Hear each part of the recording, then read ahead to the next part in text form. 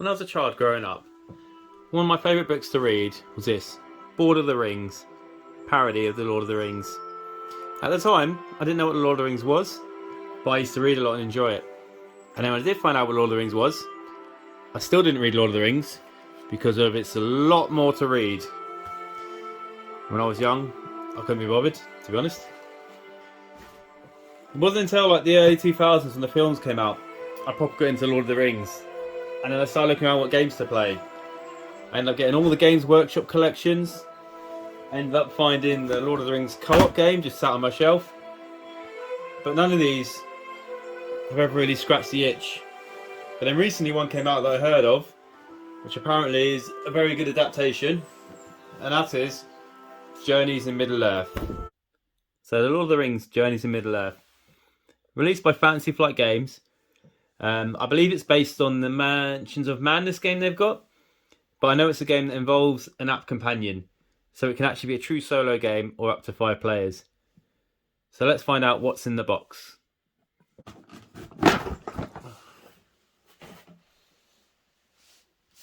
First up, stop. This is just a leaflet telling you that you need the digital companion app to actually play the game. Next up in the box, we've got the Learn to Play guide. So this will give you all the rules you need to learn in order to play. And as usual, we then have a rules reference guide, which is even longer than the guide, but should cover obscure rules or very, very infrequently used rules, or just an FAQ of any situations that might come up. Here we've got our punch boards, quite a few of them. This is going to have all the map tiles in it, and then I guess any other tokens we need to use. And then here we have all of our miniatures, all of our enemy minis. And these are quite detailed from what I've heard before from other people. So here's like a troll, ogre, possibly. There's a nice little orc. Here I'm going to assume that this is a ring wraith. There's another orc with an axe. And there's an orc shooting a bow. So from what I've read on the box, this is meant to be events that have happened between The Hobbit and The Lord of the Rings.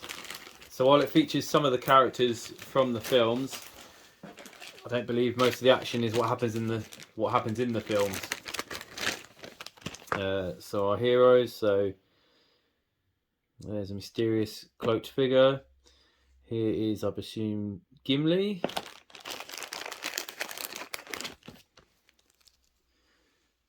This must be Aragorn, possibly.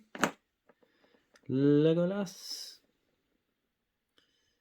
Yeah, the level on details on these is really good.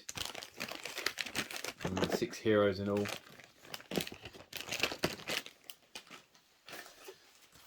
And then what have we got here?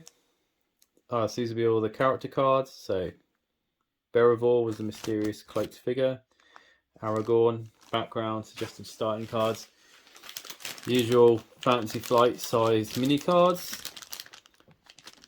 So I'm assuming this is going to be for skills and equipment and everything else we encounter. And then some little standees. There's probably some card bits we need to stand up for, I don't know, locations or encounters. And then we've got more cards. And then, as usual, Fantasy Flight insert with some nice artwork that bricks off half the box normally.